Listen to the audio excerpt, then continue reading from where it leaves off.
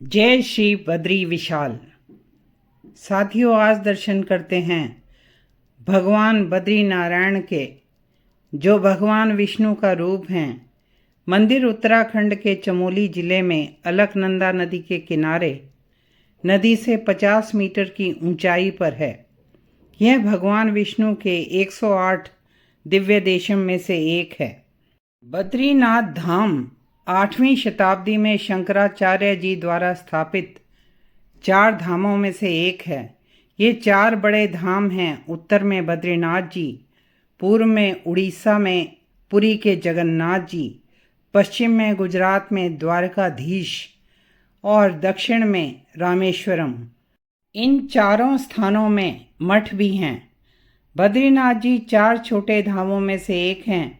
गंगोत्री, जमुनोत्री, बद्रीनाथ जी और केदारनाथ जी। इन्हीं चारों धामों की तरह यहाँ भी 6 महीने के लिए सर्दियों में मंदिर बंद रहता है। उस समय पूजा जोशी मठ में की जाती है। यहाँ एक दीपक शाश्वत जलता है। बद्रीनाथ जी सप्त बद्री में से एक हैं। सप्त बद्री हैं योग ध्यान बद्री, वृद्ध बद्री, बद्री विशाल, भविष्य बद्री, आदि बद्री, अर्ध बद्री, ध्यान बद्री। ये सप्त बद्री हैं। यहाँ पहाड़ की ऊंचाई 3133 मीटर की है। मंदिर नर नारायण पर्वत के बीच है। मंदिर का वर्णन वैदिक साहित्य में है। बद्रीनाथ जी सतयुग में मुक्ति प्रदा, त्रेता युग में योग सिद्ध, द्वापर में मणिभद्र या विशाला तीर्थ और कलयुग में बद्रिकाश्रम या बद्री नारायण नाम से प्रसिद्ध हैं। कहते हैं यहाँ पहले बद्री के वन थे, इस कारण यह बद्रिकाश्रम कहलाता है।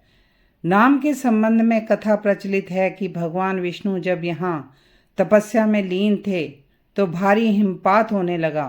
माता लक्ष्मी ने यह देख बद्री का रूप धारण करके भगवान विष्णु को धूप, वर्षा और हिमपात से बचाया।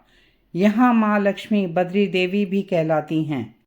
भगवान विष्णु के साथ उन्होंने भी वृक्ष रूप में तप किया। उनके तप को देखकर भगवान विष्णु ने माता लक्ष्मी से कहा, इस धाम में मुझे तुम्हारे साथ पूजा जाएगा। मुझे बद्रीनाथ के नाम से जाना जाएगा। बद्रीनाथ जी से संबंधित अनेक प्रचलित कथाएं हैं। एक कथा के अनुसार यह स्थान केदार खंड में था। भगवान विष्णु ने यह स्थान ध्यान योग के लिए बाल रूप में माता पार्वती और भगवान शिव से मांगा। एक अन्य कथा है कि यहाँ नर नारायण ने तपस्या की, जो अगले जन्म में कृष्ण और अर्जुन बने। व्यास जी ने यहाँ महाभारत लिखी। पांडवों ने यहाँ पितरों का पिंडदान किया। तभी से ब्रह्म कपाल क्षेत्र में तीर्थयात्री अपने पितरों की शांति के लिए यहाँ पिंडदान करते हैं। मंदिर में हर वर्ष लाखों तीर्थयात्री भगवान के दर्शन करते हैं। मंदिर पहुंचने के लिए कुछ सीढ़ियां हैं जिससे सिंह द्वार तक पहुंचते हैं। द्वार पर 3 स्वर्ण कलश हैं। छत पर विशाल घंटी है। गर्भगृह में भगवान बद्री नारायण की 1 फुट की शालिग्राम की स्वयंभू मूर्ति है।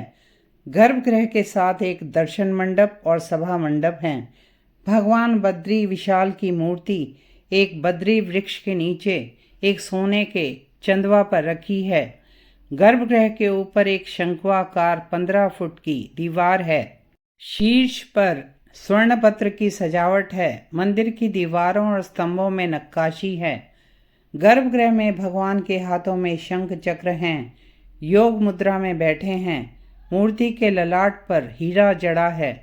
गर्भगृह में ही कुबेर, उद्धव, नारद और नर नारायण की मूर्तियां हैं।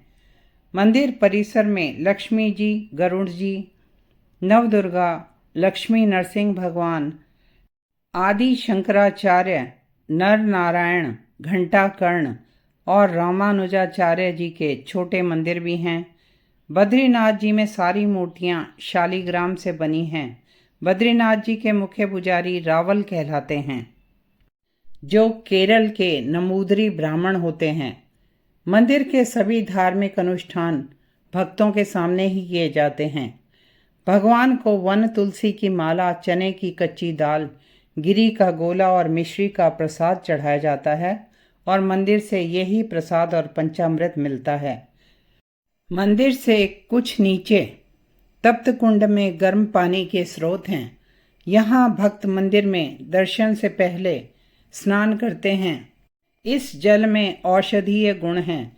इस जल का तापमान 55 डिग्री से ऊपर रहता है, जबकि बाहर का तापमान 17 डिग्री से नीचे रहता है। ये सूर्य कुंड और नारद कुंड कहलाते हैं। बद्रीनाथ जी के मंदिर के मुख्य त्योहार हैं माता मूर्ति का मेला, पृथ्वी पर गंगा अवतरण का त्यौहार, मकर संक्रांति, कृष्ण जन्माष्टमी, वसंत पंचमी, भिटौली, वट सावित्री, हरेला। 8 दिन चलने वाला बद्री केदार उत्सव यहाँ मनाया जाता है, जिसमें अनेक कलाकार भाग लेते हैं। बहूनि सन्ति तीर्थानि दिव्य भूमि रसातले, बद्री सदृश तीर्थम न भूतो न भविष्यति।